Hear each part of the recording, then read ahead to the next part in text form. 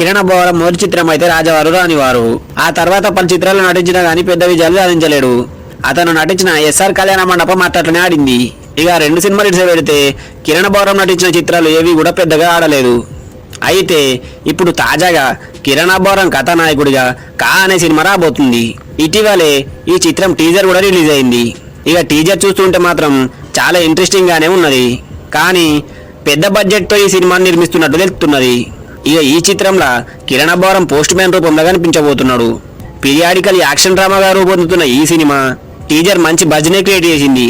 అయితే వరుస ఫ్లాప్లతో మార్కెట్ లేని హీరో కిరణ్ ఇంత బడ్జెట్ ఖర్చు పెట్టి సినిమా తీయడం ఎంతవరకు సేఫ్ అని కామెంట్లు వినిపిస్తున్నాయి.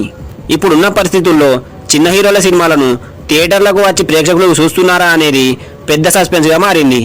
ముఖ్యంగా చిన్న సినిమాలు రిలీజ్ అయ్యి మంచి టాకే వినిపించినా గానీ ఒక్కోసారి బాక్సాఫీస్ వసూళ్లు మాత్రం డల్ గానే ఉంటాయి. అయితే పెద్ద సినిమాలు ఇడిస పెడితే ఇక చిన్న సినిమాలన్నింటినీ దాదాపు ఓటీటీలో ఇవ్వడానికి అందరూ ఇష్టపడతారు. కానీ కొంతమంది కా సినిమాకు చాలా క్రేజీ ఆఫర్లు వచ్చాయని 12 కోట్ల బిజినెస్ అయిందని అంటున్నారు. ఆంధ్రప్రదేశ్ తెలంగాణలో సీడెడ్ హక్కులు అత్యంత ఫ్యాన్సీ రేట్కే వచ్చినాయని అంటున్నారు. ఇక మరికొంతమంది ఇది కూడా పబ్లిసిటీ మార్కెట్ స్ట్రాటజీ అని అంటున్నారు.